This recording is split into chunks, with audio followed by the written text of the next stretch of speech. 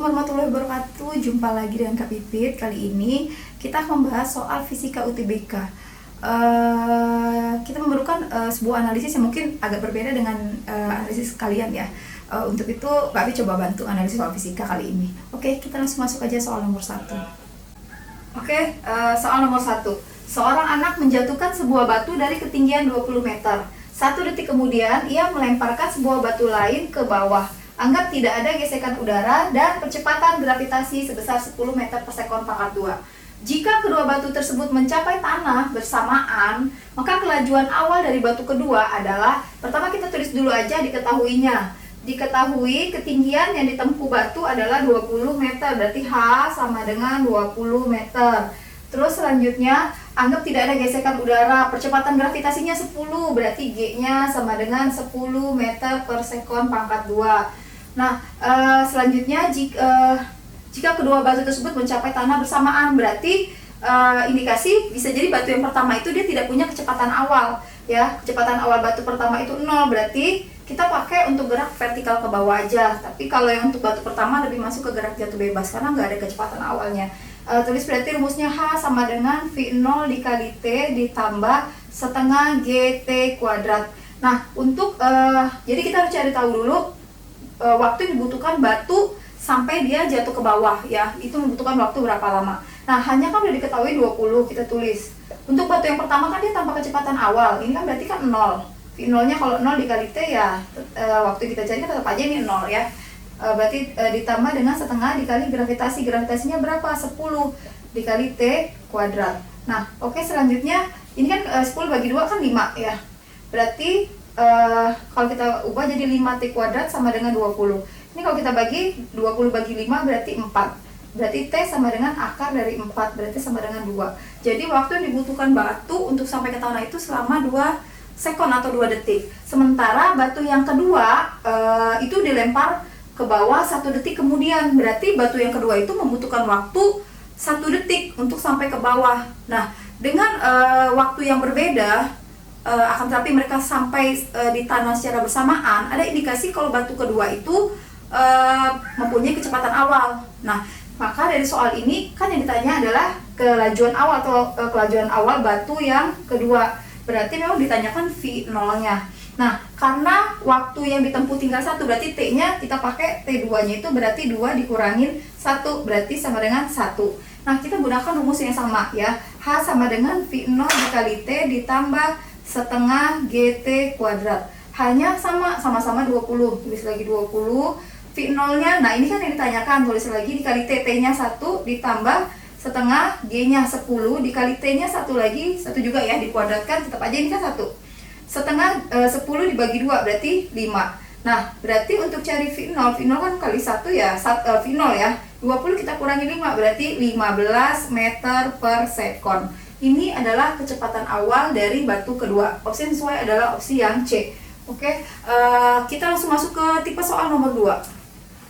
Oke, kita masuk ke soal nomor 2. Sebuah tangga homogen dengan panjang L diam bersandar pada tembok yang licin di atas lantai yang kasar dengan koefisien gesekan statis antara lantai dan tangga adalah P.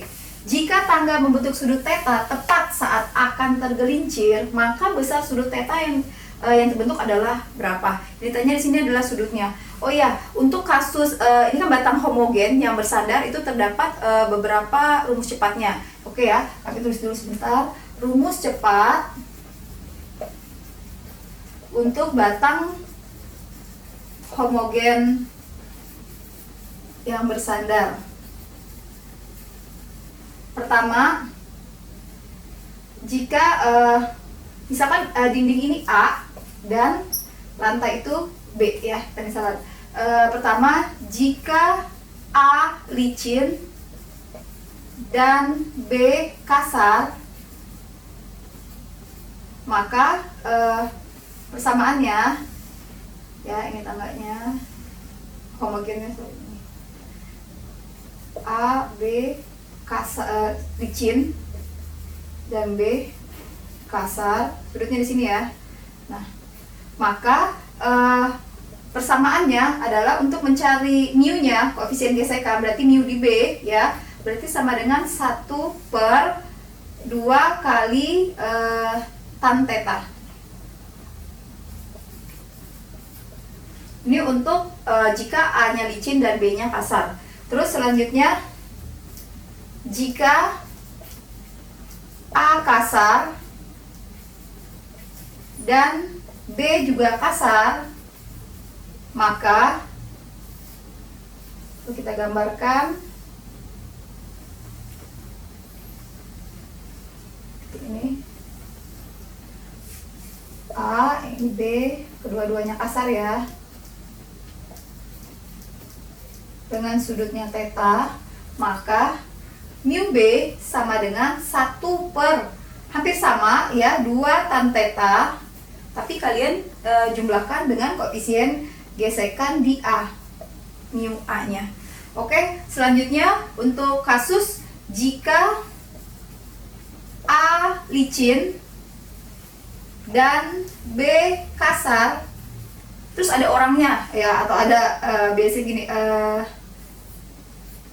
ada orangnya biasanya suka soalnya tuh jika terdapat orangnya sudah naik di tangga gitu ya, bisa kita gambar orangnya di sini lah. Terdapat jarak di sini, ini X, A-nya di sini dia licin dan B-nya dia kasar, sudutnya sama-sama theta juga. Nah, untuk koefisien gesekan di B-nya berarti nyari mu B sama dengan, nah di sini dia nggak pakai 1 ya. Pertama kalian cari berat orang, W orang berarti kan massa dari orang tersebut dikali dengan gravitasi dulu ya, dikali dengan jaraknya ditambah dengan setengah dari massa atau berat dari batangnya WB, dibagi dengan 2 kali tan theta, ditambah lagi dengan berat orang ditambah dengan berat berat batangnya. Oke, oh ya, ini maaf ya, salah nih, nggak pakai 2. Jadi dia untuk mu B atau koefisien gesekan di B, maka rumusnya adalah berat orang dikali dengan jaraknya ya. Misal panjang batang homogennya misalkan 10, sedangkan jarak dari orang tersebut dari titik tertinggi misalnya 6, berarti kalian kurangkan dulu untuk nyari X-nya, berarti 10 dikurang 6 gitu ya. Nah, maka persamaannya, kembali ke persamaannya, mu B sama dengan berat orang dikali dengan X itu jaraknya, dikali dengan setengah, dikali dengan berat batang homogennya, dibagi dengan sudut tan theta ditambah berat orang ditambah dengan berat batang. Nah, kita kembali lagi ke soal, karena kan yang ditanya kasusnya di sini dia di A-nya mana tadi? Buka dulu. Oke, kita nanti potong aja ya. Kalau kita lihat di soal ini kan A-nya itu pada tembok yang licin. A-nya berarti di sini licin. Sedangkan B-nya itu lantai yang kasar, berarti B-nya kasar. Dan yang ditanyakan adalah besar sudutnya. Berarti kita pakai persamaan untuk yang jika A licin dan B kasar. Berarti kan mu B sama dengan 1/2 dikali dengan tan theta. Karena yang ditanyain tan theta-nya sudutnya, berarti kita pindahkan, tukar posisi, jadi 1/2 dikali dengan mu B. Nah, jadi opsi yang sesuai adalah yang C. Oke, itu untuk soal nomor 2. Kita masuk ke tipe soal selanjutnya. Nomor 3. Indeks bias udara besarnya 1, indeks bias air besarnya 4/3, dan indeks bias bahan suatu lensa tipis besarnya 3/2. Suatu lensa tipis yang kekuatannya di udara 4 dioptri, maka di dalam air kekuatannya menjadi berapa dioptri? Nah, di sini diketahui indeks bias udara, indeks bias berarti NU-nya adalah 1, indeks bias air, NA-nya adalah 4/3, dan indeks bias bahan suatu lensa berarti NL-nya sama dengan 3/2. Yang ditanya adalah berapa dioptri jika dalam air, berarti P-nya.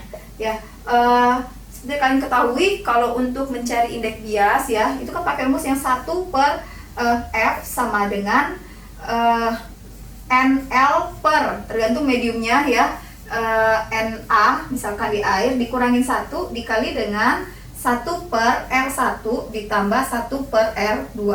Nah, pakai rumus ini. Karena ini ada 2, berarti kita pakai perbandingan. Oh iya, ini kan 1 per F itu kan sama dengan P. Jadi ini sama aja dengan P sama dengan 1 per F gitu ya.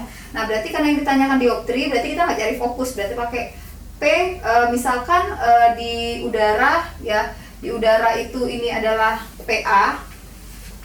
Maka yang ditanyakan adalah yang P B atau P yang ada di air. Misal atau lebih gampangnya mau pakai P air juga nggak apa-apa. Misalnya kalian pakai P air, yang ini pakai P udara, oke. Ya, berarti kita pakai perbandingan aja. Nah, bisa kalian pakai, misalnya kalian pakai karena ditanyanya PA, berarti P air per P U sama dengan masukkan rumusnya. Berarti ini NL indeks bias lensa dibagi dengan indeks bias air dikurangin 1 dikali dengan 1 per R1 ditambah 1 per R2.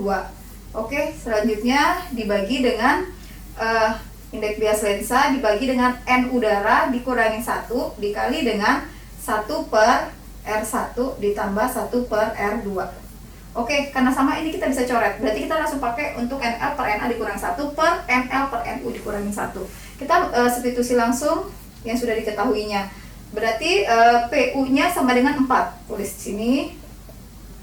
Terus NL-nya berapa? N lensanya tadi adalah 3 per 2. 3 per 2, N airnya, NA-nya adalah 4 per 3 per 4 per 3 dikurang 1 dibagi dengan lensanya tadi 3 per 2 per udara berarti adalah 1 dikurangin 1. Oke, sini ya. Berarti PA per 4, ini kita operasiin dulu. Kan 3 per 2 per dibagi 4 per 3 sama dengan 9 per 8. Ya, ini kalau bagi jadinya 3 per 2 dibagi 4 per 3, 9 per 8 dikurangin 1 per 3 per 2 dikurangin 1. 3 per 2 dibagi 1 ya 3 per 2. Jadi kita kurangin 1. Oke, selanjutnya tulis kembali PA per 4 sama dengan 9 per 8 dikurangin 1. Kalau 1 8 per 8 berarti ini 1 per 8. Per 3 per 2 dikurangin 1 berarti setengah. Ya. Nah, selanjutnya ini bisa kita pindahkan ya.